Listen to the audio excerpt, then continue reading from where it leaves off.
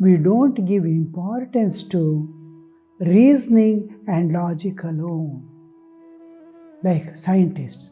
Now, that's why I cannot say Bhagavad Gita is very scientific.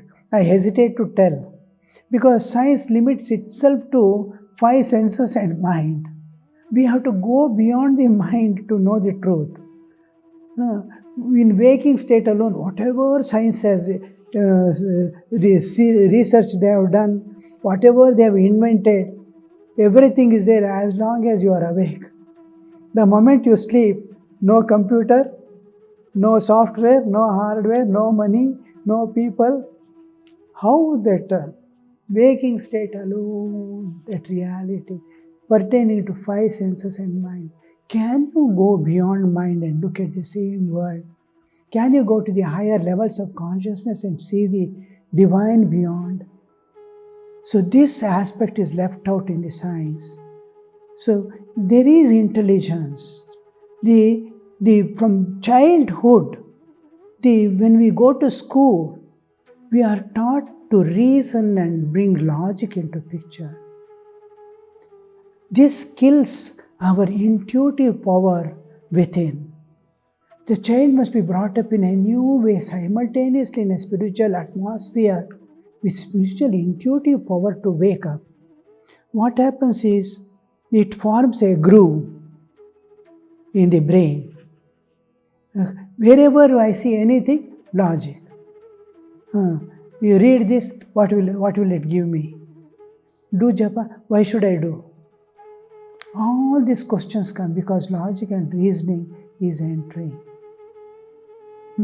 There is a higher intellect which is trained and brought up into picture. This intelligence is pure intelligence. How do you see? What is meant by pure intelligence? This pure intelligence always moves. Whatever you do or see or do, act or think or feel, there is mind and ego, two important friends, as if they are going together always. Intelligence goes with mind. Mind is always all the past experiences of life, lives after lives, acquired tendencies. With that I am seeing the world and reasoning with this background. And on the other side is ego, kartritva, bhoktritva, jnatritva, all the 3 it possesses. Can you separate the intellect from these 2? Then it is pure intellect. Pure intellect is where the mind under the old vasanas are not brought into picture. The new samskaras are given to the mind, new understanding of scriptures and all that, saints and satsanga, this, that, and all brought into picture. And that becomes a source of understanding and information. The other things are dropped, kept aside. It is not needed for me presently.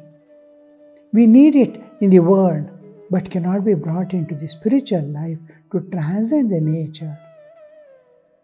Here the ego is surrendered to the divine. You do, I can't do. I tried everything in my life. Nothing happens according to my wish. My intelligence doesn't work. So ego slowly learns to surrender and separate from the intellect.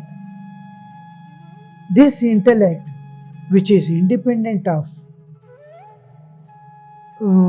ego and vasanas, this intellect is the pure intellect which accommodates samanatva.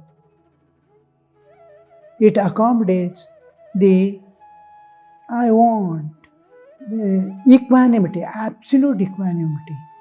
It doesn't differentiate between people and people. This is what Sri Krishna calls as Buddhi Yoga. Dadami Buddhi Yogam. I will give you Buddhi Yoga. In 2nd chapter, he says, up to now I have given you Sankhya, Now I will give you Buddhi Yoga. That Buddhi Yoga of the second chapter, that is this Buddhi, which is purified Buddhi. That is. Now this Buddhi sees everything equally, loves everything, loves everyone. No hatred, no, all the defects from the inside has fallen off. Now this intelligence can penetrate into the nature to find out the secrets regarding life, my own life. So this is the intellect which we need. And this intellect slowly acquires all the qualities by thinking of the scriptural truths to penetrate beyond the nature and see the divine. This intellect is called enlightened intellect. From normal intellect, we attain the pure intellect, Buddhi Yoga.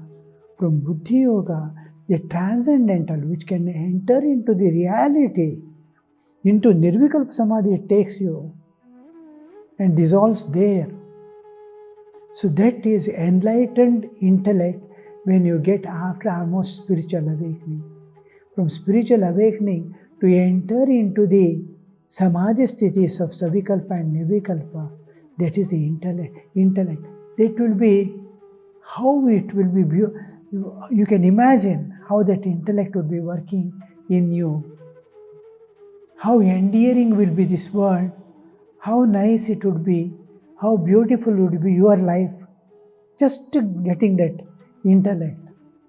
You are seeing every person from the external bodily level to the innermost core, the lamp burning within, the Lord sitting within. Every object, you are able to see the ever-pervading reality, the God pervading everything and giving existence to it. That intellect, Krishna is going to give us Buddhi Yoga. That enlightened intellect is what Sri Krishna calls there as Divyam Dadami Te Chakshuhu.